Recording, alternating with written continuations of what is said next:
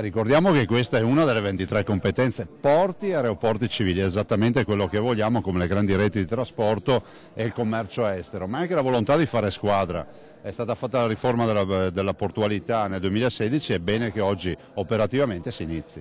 Il governatore Zaia è molto chiaro. Alla Regione la gestione di porti e aeroporti, una delle 23 competenze. L'ha dichiarato intervenendo agli stati generali della logistica all'Arsenale, spiegando anche che cosa cambierebbe con l'autonomia nella governance del porto.